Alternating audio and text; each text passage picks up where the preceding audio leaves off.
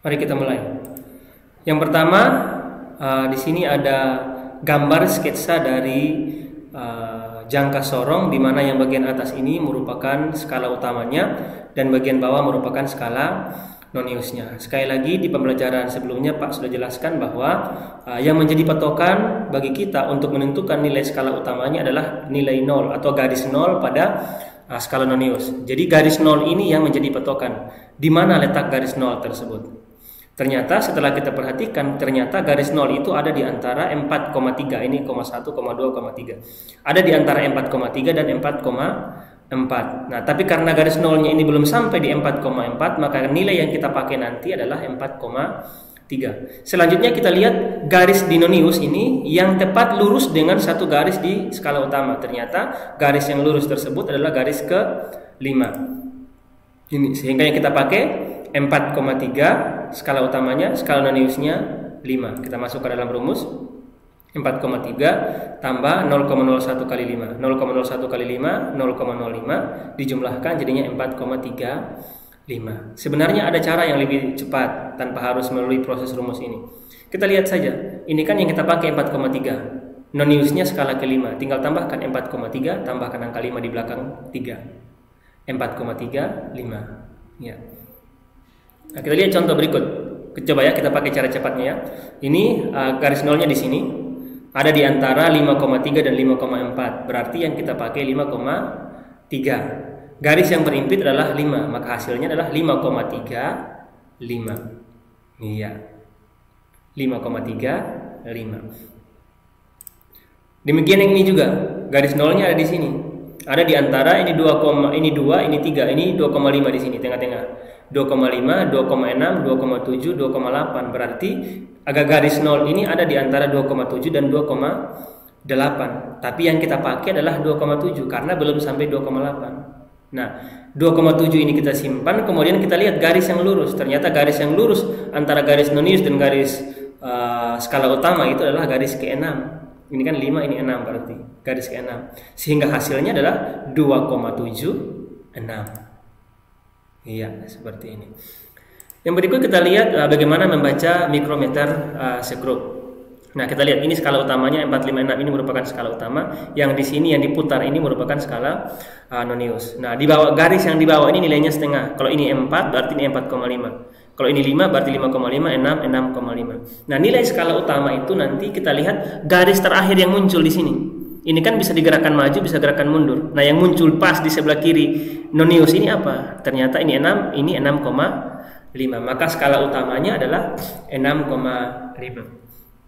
Setelah itu kita lihat garis nonius yang pas lurus dengan garis ini, dengan garis tengah skala utama yang ini. Nah, ternyata yang lurus pas itu adalah skala ke berapa ini? Bukan 15 ya, 15 itu harusnya di sini. Ini 15, 16, 17, 18, 19, 20. Berarti ini adalah garis ke 18. Maka kita tinggal masukkan dalam rumus 6,5 tadi yang ini skala utamanya ditambah dengan 0,01 kali 18 itu garis yang lurus ini. Hasilnya 6,5 tambah 0,18 sama dengan 6,68 mm. Demikian juga yang ini, kita lihat skala utamanya kan ini 0, ini 5, berarti ini 1, 2, 3, 4, 5. Berarti 5, 6, 7, 8. Berarti ini garis ke-8. Yang muncul terakhir yang pas berada di samping skala nonius adalah garis ke-8. Maka nilai skala utamanya 8. Garis yang berimpit yang ini, yang lurus ini. Yang lurus garis yang ini nih, garis ke berapa nih? Garis ke-16. Karena ini kan 15 berarti ini garis ke-16. Sehingga hasilnya menjadi 8,0 ditambah 0,01 kali 16. Hasilnya 8 tambah 0,16, 8,16 mm. Ini hasil pengukurannya. Yang berikut kita lihat yang ini. Ini 5, 6, 7. Ini 7,5. Ini 5, 5,5 yang bagian bawah. Antara 6 dan 7 ada garis tengahnya. Ini berarti 6, 6,5, 7, 7,5. Sehingga yang muncul, yang kelihatan pas di samping dengan garis nonius, yang paling dekat dengan garis nonius adalah skala 7,5. Maka nilai skala utamanya adalah 7,5. Garis yang berimpit dengan garis tengah skala utama apa? Garis ke-16. Ini 16, ini 15, ini 20, berarti ini 16. Sehingga nanti penyelesaiannya 7,5 nilai skala utamanya ditambah 0,01 kali 16 karena ini garis ke-16 yang lurus. 7,5 tambah 0,16 sama dengan 7,66 mm. Yang berikut kita lihat stopwatch. Nah, untuk membaca stopwatch kita perhatikan dua skala di sini. Ada skala menit, yang kecil ini skala menit, sedangkan yang besar ini menunjukkan skala sekon. Oleh karena itu kita lihat dulu, ternyata jarumnya di sini. Nah, kita lihat ini kan 0, ini 5, berarti satu garis kecil ini nilainya 1, 1. Jadi 1, 2, 3, 4, 5, berarti 10, 11, 12, 13. Nah, 13 ini lebih sedikit. Nah, lebihnya kita tidak tahu. Oleh karena itu yang kita pakai cukup 13 menit. Nanti lebihnya kita lihat di skala sekon. Berarti yang kita pakai di sini 13 menit. Sekarang kita lihat sekonnya.